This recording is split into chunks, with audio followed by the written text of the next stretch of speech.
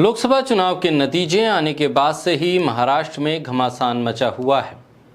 NCP और शिवसेना से बागी हुए विधायक इस हार के बाद फिर से अपने पुराने नेता की तरफ उम्मीद भरी नजरों से देख रहे हैं।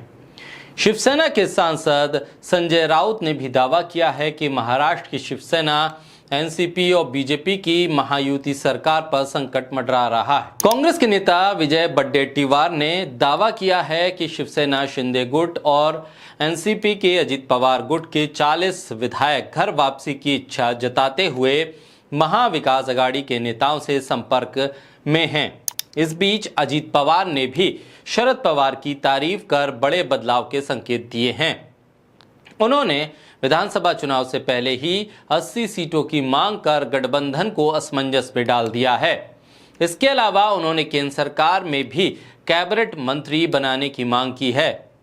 चर्चा इस बात की भी है कि अगर मांगे पूरी नहीं हुई तो वो विधानसभा का चुनाव से पहले फिर शरद पवार के पास लौट सकते हैं। लोकसभा चुनाव हारने के बाद बीजेपी एक बार फिर अपने विधायक और सहयोगी दलों को कैबिनेट विस्तार का एक लॉलीपॉप दे रही है, लेकिन अब विधायकों को मंत्री पद में कोई दिलचस्पी नहीं रही। दरअसल अब वो अपना पूरा ध्यान महज 3-4 महीने बाद होने वाले विधानसभा चुनाव पर देना चाहते हैं। विधायकों का मानना है कि विधायकी बची रहेगी तो मंत्री भी बनेंगे, लेकिन विधायक नहीं रहे तो कहीं के नहीं रहेंगे। पार्टी भी हारने वालों को नहीं पूछती है। लोकसभा चुनाव में बीजेपी की करारी हार का सामना जब तमाम नेताओं को करना पड़ा, तब ऐसे में बीजेपी और शिंदे गुट शिवसेना, एनसीपी गुट अजित पवार का गुट को लेकर महाराष्ट्र में हलचल तेज है। चुनाव से पहले बीजेपी के नेता बड़े बड़े दावे कर रहे थे, लेकिन किसी को अनुमान नहीं था कि महाराष्ट्र में उनकी पार्टी का माहौल इतना खराब है।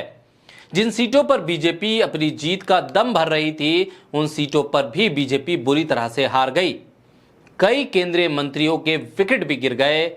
ऐसे में महाराष्ट्र में बीजेपी के साथ गठबंधन में खड़े दलों के बीच उनके विधायकों में पार्टी छोड़ने, अपनी विधायक पद को बरकरार रखने, अपनी सीट को कायम रखने के लिए किसी भी पार्टी के समर्थन में जाने की इच्छा जताई जा चुकी है। ऐसे में शरद पवार उद्धव ठाकरे के मजबूत होने के नजरिए से देखे तो फिर आने वाले विधानसभा चुनाव में शिंदे गुट और अजित पवार गुट के कई सारे विधायक वापस अपनी मूल पार्टी की तरफ और पुराने नेताओं की तरफ लौट सकते हैं। लेकिन सवाल ये भी है कि क्या उद्धव ठाकरे और शरद पवार उन बगावत करने वाले नेताओं को फिर गले लगाएंगे जो पार्टी को तोड़कर बीजेपी के साथ चले गए सिर्फ और सिर्फ सत्ता के लालच पे। ऐसे में बहुत बड़ा सवाल यह भी है कि जो लोग उद्धव ठाकरे और शरद पवार के साथ खड़े हैं, वो क्या इस बात को कबूल करेंगे कि ऐसे लोग जो बागी बने, पार्टी के नेताओं के साथ बगावत की, पार्टी के सिंबल को छीना, पार्टी को तोड़ा, ऐसे लोगों की घर वापसी करके क्या मूल कार्यकर्ताओं का अपमान नहीं होगा? लेकिन इस सब के बीच बीजेपी के लिए सबसे बड़ी मुश्किल यह है कि महाराष्ट्र में वो अपने दम पर लोकसभा का चुनाव या विधानसभा का चुनाव नहीं जीतने की स्थिति में है। लोकसभा चुनाव के नतीजे साफ तौर पे बता रहे हैं कि बीजेपी के लिए महाराष्ट्र में सियासी जमीन बहुत अच्छी नहीं है। इसके लिए उसे कई सहयोगियों की जरूरत पड़ेगी, लेकिन ऐसे में दबाव की राजनीति भी काम कर रही है।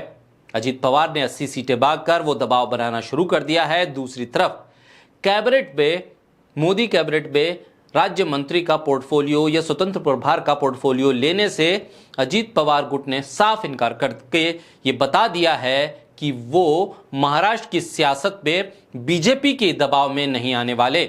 आने वाले वक्त में देखना होगा कि महाराष्ट्र की सियासत में कितना उलटफेर होगा, क्योंकि 3 से 4 महीने बाद आने वाले विधानसभा चुनाव के नतीजे मोदी सरकार को भी प्रभावित करेंगे। इसको लेकर कोई दो राय नहीं है।